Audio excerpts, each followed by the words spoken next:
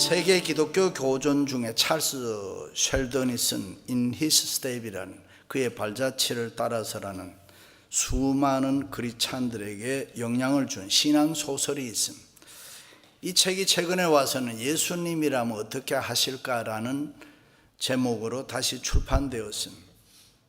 만약에 예수님께서 이 마을에 계시면 가난한 탄광 마을에서 몇 명의 사람들이 어떻게 하실까 생각하면서 예수님께서 하실 일을 생각하고 각자 자기들이 예수님처럼 생활하면서 마을 전체를 변화시켜 나간다는 그런 이야기입니다. 그렇습니다. 예수님이라면 어떻게 하실까? 우리가 세상에서 무슨 일을 하더라도 예수 믿는 사람들이라면 당연히 물어보아야 할 질문입니다. 그리고 우리가 정말로 예수님의 뜻에 맞는 성실한 삶을 살고 있는가? 만약에 우리 모두가 그렇게 산다면 우리 주변은 반드시 변화가 될 것입니다. 아멘. 그리고 우리가 정말로 예수님의 뜻에 맞는 성실한 삶을 살면 우리가 변화를 주도할 수가 있습니다. 그렇습니다. 참으로 오늘날 우리의 시대는 이러한 예수 운동이 절실히 필요한 루터를 비롯해서 칼빈 등 수많은 종교 개혁자들이 그렇게 살았습니다. 사도 바울도 그렇게 살았습니다. 자신의 신앙 철학을 한마디로 얘기하면 내게 사는 것은 그리스도라고 했습니다. 우리 인생의 주인이 내가 아니고 예수 그리스도시다. 이 말은 내가 잠시 예수 그리스도를 위해서 교회에서 봉사하고 헌신한다는 의미가 아닙니다. 바울은 완전히 예수님의 사랑에 압도되어서 이 예수님을 향한 열정적인 삶으로 불타오르고 있었습니다. 그렇습니다. 진정한 자기 변화는 내 심령 안에 예수 그리스도가 계시고 자신은 없어진 진공 상태를 말합니다. 우리가 이 세상을 살아갈 때 우리에게 무슨 이익이 있느냐 아니면 내게 손해냐 그게 중요한 것이 아니라 우리가 하는 일을 통해서 오직 하나님만 영광을 받으시면 된다는 신앙입니다. 할렐루야. 그렇습니다. 교회 생활, 신앙 생활에서 우리의 변화가 왜 이렇게 중요합니까? 그것은 우리가 변화된 후에 모든 일이 이루어지기 때문에 우리가 먼저 변해야 성령의 능력이 나타납니다. 우리가 자신이 먼저 부정되고 예수님이 우리 마음에 살아야 성령의 역사가 일어나고 하나님의 은혜와 위대한 축복이 우리에게 있는 것입니다. 그래서 좋은 그리스도인들은 자기는 부정되고 예수님의 모습이 내 생활 속에 저절로 나타나는 것입니다. 가끔 여러분들은 할 일이 없고 한가로우면 무슨 일을 어떻게 하면서 시간을 보냅니까? 몽골 사람들은 숫돌에 칼을 간다 그래요. 그들은 호전적이기 때문에 언제나 싸움에 대비하는 준비하는 생활을 한다. 중국 사람들은 우통을 벗고 따뜻한 양지바른 곳에 앉아서 배드버그, 이 빈대를 잡는다고 그래요. 불란서 사람들은 시간이 많으면 농담, 잡담을 잘한다고 해요. 그리고 이태리 사람들은 시간이 많으면 노래를 부른다고 해요. 그렇다면 한국 사람들은 무엇을 많이 할까요? 다른 사람들의 흉을 보고 험담을 많이 한다는 거예요. 그런데 문제는 세상 사람들만 그렇게 사는 것이 아니고 교회에 다니는 예수 믿는 사람들도 다른 사람에 대해서 쉽게 비판하고 흉보고 욕도 잘하고 헐뜯기를 좋아합니다. 일찍이 예수님께서 말씀하셨습니다. 사람을 꼭 죽여야만 살인한 것이 아니라 형제에게 욕을 한다든가 흉을 본다든가 말로서 인격을 짓밟으면 그것이 살인이라 그렇게 했습니다. 맞습니까? 하나님께서 우리 인간을 만드실 때 듣는 귀는 2개 만들고 말하는 입은 1개 만들었어요. 그 이유에 대해서 야고보 사도는 사람마다 듣기는 속해야 하고 말하는 입은 좀 조심하라. 말은 더디에 하라고 했습니다. 다시 말해 그냥 쉽게 말하지 말라는 거예요. 일찍이 사도 바울은 거짓을 버리고 참된 것을 말하라. 무릇 더러운 말은 너 입 밖에도 내지 말고 오직 덕을 세우는데 선한 말을 하여 듣는 사람들에게 은혜를 끼치게 하라. 오늘도 예수님께서 말씀했습니다. 너희는 비판하지 말라. 너희의 비판으로 너희가 비판을 받을 것이요 너희의 헤아림으로 너희가 헤아림을 받을 것이니라. 그렇습니다. 우리가 하나님의 자녀답게 바로 살아가려면 무엇보다도 다른 사람을 비판하지 말아야 다른 사람을 욕하지 말아야 되는 그런 행위는 우리 자신을 깨뜨리는 것이고 우리 자신을 허물어뜨리는 것입니다. 사실 그렇지 않습니까? 우리가 다른 사람 비판하면 우리 양심이 괴롭습니다. 우리 양심이 우리 마음을 괴롭게 합니다. 그것은 우리의 영적 수준이 높아질수록, 성령이 충만할수록 더 센시티브하고 더 민감하게 더 쉽게 느낄 수가 있습니다. 우리 친교실의 유명한 화가 레오나르도 다빈치가 그린 최후의 만찬 지저스 라스트 서퍼 그림을 넣어놨습니다. 다빈치가 이 그림을 그릴 때 어느 날 옆집에 있는 사람과 대판으로 싸웠습니다. 화가 났습니다. 마음이 괴롭고 속이 상해서 하프리로 그 사람의 얼굴을 가룟유다 자리에다 그려 넣었습니다. 속이 시원했습니다. 그리고 예수님의 얼굴을 그리고 있습니다. 그런데 아무리 예수님의 얼굴을 그리려고 해도 예수님의 얼굴이 그려지지 않았습니다. 그렸다가 지우고 그렸다가 지우고, 왜 이럴까? 내가 왜 예수님의, 사랑하는 예수님의 얼굴을 제대로 그릴 수 없을까? 그때 성령님께서 깨달음을 주었습니다. 야, 내가 어떻게 다른 사람과 싸우고 다른 사람 미워하면서 예수님의 얼굴을 그릴 수 있겠느냐? 가서 용서하고 화해해라. 다빈치가 회개하는 마음으로 가룟유다의 얼굴을 지우고 이웃집으로 찾아가서 그 사람과 용서하고 사랑으로 화해를 했습니다. 그리고 돌아오니 마음이 편안해졌습니다. 예수님의 얼굴과 더불어 최후의 만찬 그림을 잘 그릴 수가 있었다고 했습니다. 할렐루야. 그렇습니다. 하나님의 자녀된 우리가 남을 욕하고 남을 비판하고 남에게 상처 주고 남과 더불어 싸우면 어떻게 됩니까?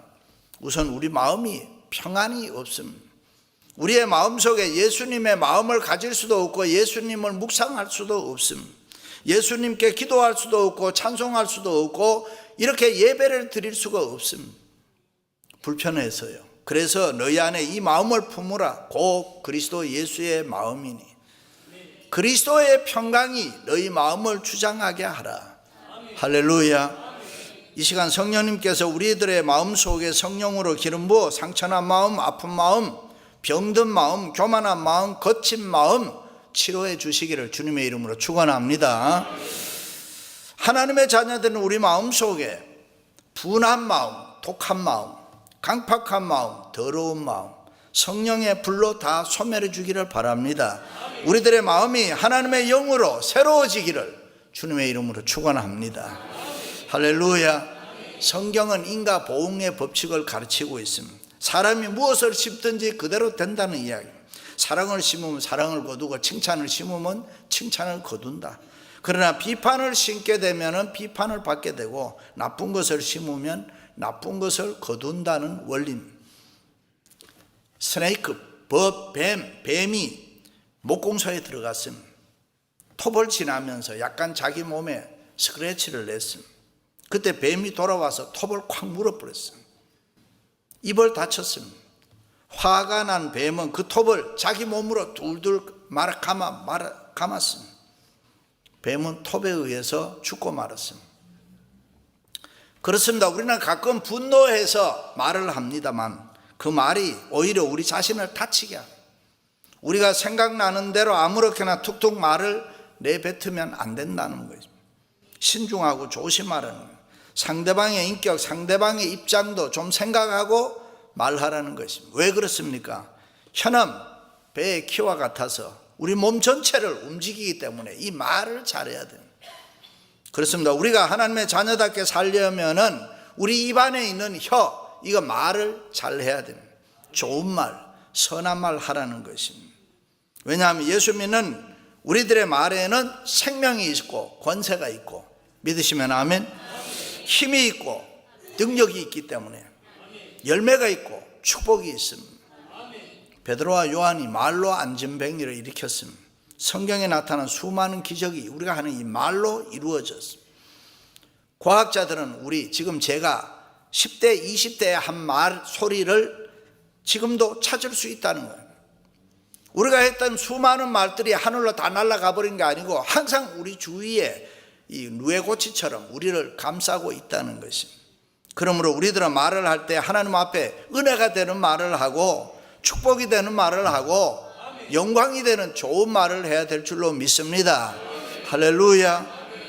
일찍이 야고보 사도는 스스로 경건하다 생각하며 자기 혀를 제갈 먹이지 아니하고 자기 마음을 속이면 이 사람의 경건은 헛것이라. 그렇습니다. 자기는 열심히 교회 다니고 자기는 열심히 잘 믿는다고 하는데 하는 말을 들어보니 전혀 신앙적이지 않고 믿음의 말이 아닐 때가 있습니다. 그래서 말하는데 조심하지 아니하고 함부로 하면은 경건하고는 아직도 거리가 멀다, 그 얘기입니다. 그렇습니다. 우리는 하나님의 자녀답게 거룩하고 성스럽고 의롭게 살아야 되고 하나님의 자녀는 빛의 자녀처럼 살아야 됩니다. 일찍이 예수님께서 너희는 세상의 빛이라 그래요. 그러므로 빛처럼 살아야 됩니다. 믿습니까?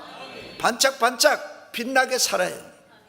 옆에 있는 사람에게 위로도 하고 용기도 주고 은혜가 되게 살아야 돼요. 은혜가 어두움이 있는 곳에 빛을 비춰줘야 됩니다. 옛날 냉장고가 나오기 전에는 음식 관리가 잘 안 돼서 배탈이 나고 부패한 음식을 먹음으로 병에 걸리는 경우가 가끔 있었습니다. 그러나 냉장고가 나온 뒤에는 음식 보존이 잘 됐습니다. 그런데 아이러니하게도 너무 찬 음식을 우리가 많이 먹으면 캔서, 암 환자가 많아졌다는 거예요. 무서운 암과 병은 어둡고 추운 데서 생겨난다는. 덥다고 차가운 물 너무 많이 마시지 마세요. 2세들은 콜드워터를, 찬물을 추운 물이라고 그러더라고요. Anyway, 예수 믿는 우리들은 어둡고 추운 곳, 부정한 것, 부정적인 것 좋아하면 안 됩니다. 염려, 근심, 걱정 다 어두운 것입니다. 어두운 마음입니다. 그러므로 우리는 이 밝은 곳을 좋아해야 되고 밝은 곳을 가까이 해야 됩니다.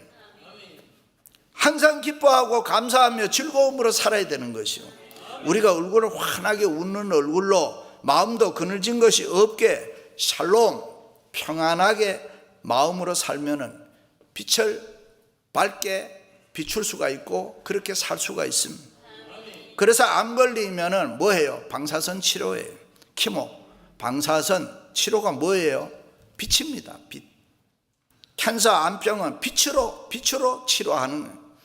그래서 죄인인 우리들에게 빛 대신 예수님이 우리를 비춰줘야 우리의 죄악이 소멸되는 거예요.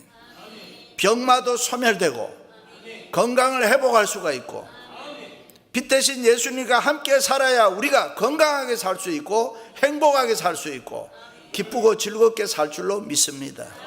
바울은 일찍이 하나님의 자녀된 우리들이 얼마나 소중한 신분인지를 가르쳐줍니다. 우리를 거룩한 무리 성도로 부르심을 입은 자들이라 그래요. 예수 그리스도의 피로 구속받은 존재들로 구원받은 사람들이기에 하나님의 자녀의 가치가 있다는 것입니다. 할렐루야. 그런데 우리는 분명히 새 사람이 되었음에도 불구하고 하나님의 자녀답게 살지 못할 때가 얼마나 많은지 모르는, 우리는 절대로 그렇게 살면 안 되는 것입니다. 성공의 비결이라는 책을 보면 자신의 소속을 남에게 보여주는 것이 성공의 지름길이라. 자신이 속해 있는 가정, 교회, 직장, 공동체 이런 걸 다 자랑스럽게 생각하라는 거예요. 그래야 성공할 수가 있다.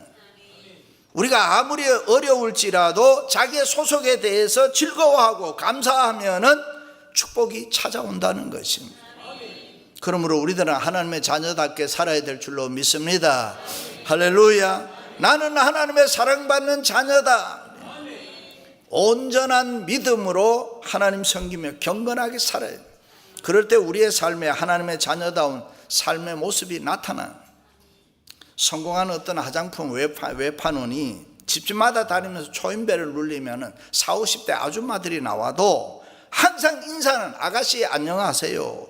그렇게 하니까 기분이 좋아서 이 아줌마들이 화장품을 그냥 사더라는 거예요. 그렇습니다. 예수 믿는 우리들은 하나님의 자녀답게 이 패러다임 사고를 바꿔줘야 됩니다. 새로운 모습으로 살아야 되는 것이요. 이전에 우리가 즐기던 세상의 모든 낙보다가 세상의 어두운 모든 일들을 다 떨쳐버리고 살아야 되는 것이고, 그리고 이제는 하나님의 자녀답게 서로 사랑하면서 살아야 될 줄로 믿습니다. 그런 거룩한 사명이 우리에게 있습니다. 우리가 하나님의 자녀답게 성령의 지배를 받으면 얼마든지 우리는 사랑할 수가 있고 얼마든지 우리는 이해할 수가 있고. 할렐루야. 그러나 우리가 사단의 권세 아래 있으면 언제나 싸움이요, 언제나 원망과 불평이고 언제나 시비고 질투고 부정적인 삶을 살게 됩니다. 그러므로 우리는 하나님의 자녀답게 성령 충만하고 사랑과 희락과 화평과 오래 참음과 자비와 양성과 충성과 온유와 절제 열매를 맺어야 될 줄로 믿습니다. 바로 이런 삶이 거듭난 삶이고 새 사람의 삶인 것입니다.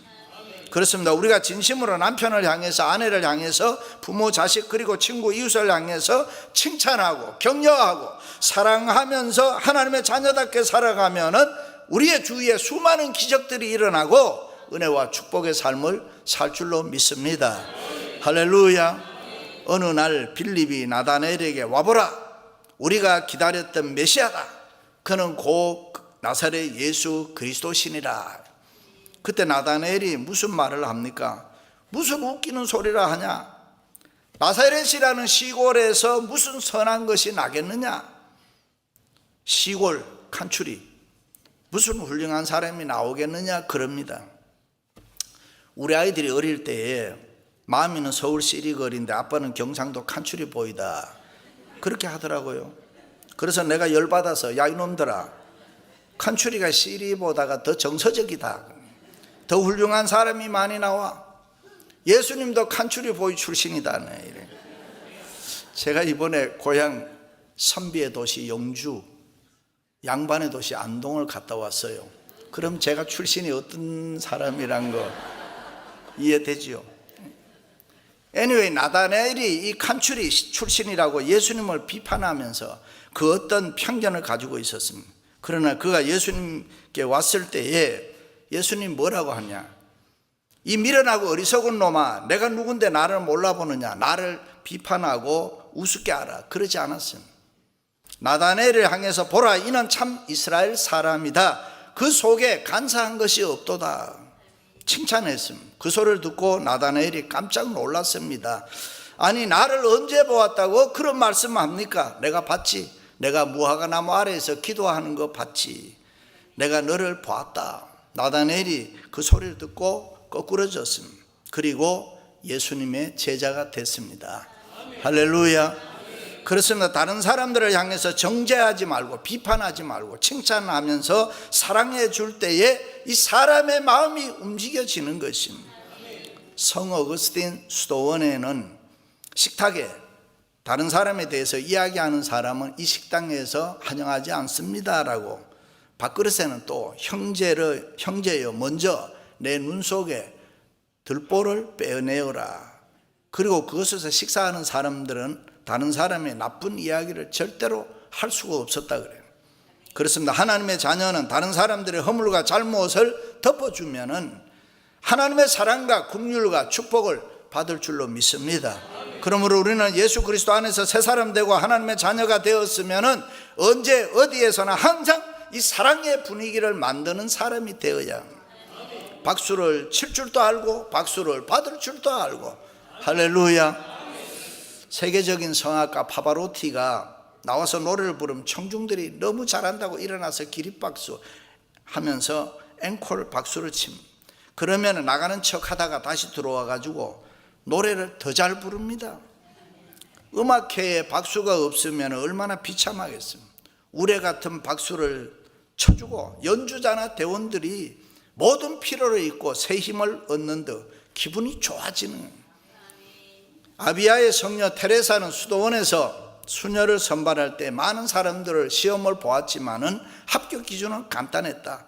그저 잘 웃고 잘 먹고 잘 자는 사람을 뽑았다. 왜냐하면 잘 웃는 사람은 다른 사람의 마음을 편안하게 해주니까. 남을 유쾌하게 하고 남을 기분 좋게 하는 사람, 남을 위로할 수 있는 사람은 잘 웃는 사람입니다. 믿으시면 아멘. 야곱이 삼촌 라반의 집에 가서 일할 때 돈을 많이 벌어 부자가 됐습니다. 결혼도 하고 자녀도 낳고 행복하게 살았습니다. 그런데 야곱이 무엇이든지 하면 잘 되니까 이 삼촌 라반하고 인건비를 비롯해서 여러 가지 돈 문제로 시비를 많이 붙었습니다. 그런데 야곱은 하나님의 자녀답게 살았기 때문에 하나도 시험거리가 되질 않은, 속상한 것도 없었습니다.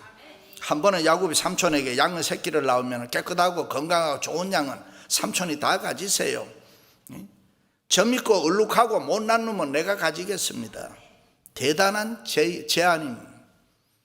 어떻게 그렇게 할 수 있습니까? 야곱은 하나님이 자기와 함께 하는 것을 믿었기 때문에 자신이 있었습니다. 자기는 이길 수도 있고 자기는 얼마든지 돈 벌고 잘 살 수 있다는 확신이 있었습니다. 그리고 양들을 데리고 강가에 갑니다.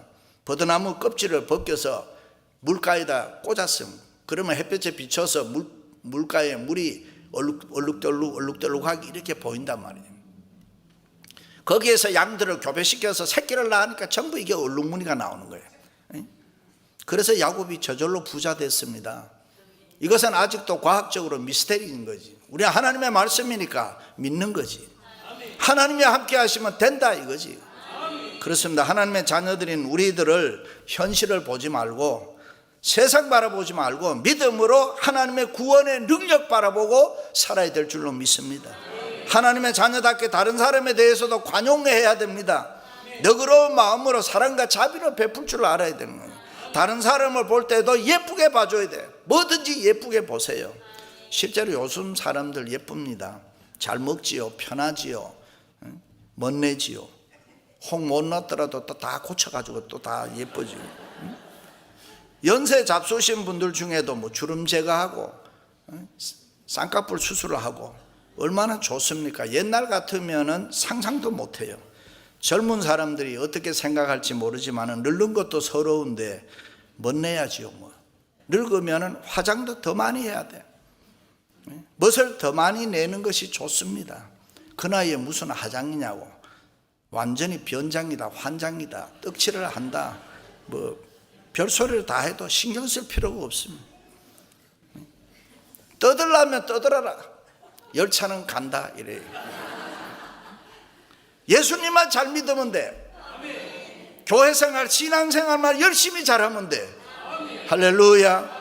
사랑하는 성도 여러분, 하나님의 자녀답게 우리 모두 있는 그대로 서로 용납하고 이해하고 사랑하고 위로하고 격려하고 축복하는 삶을 살아가시기를 주님의 이름으로 축원합니다.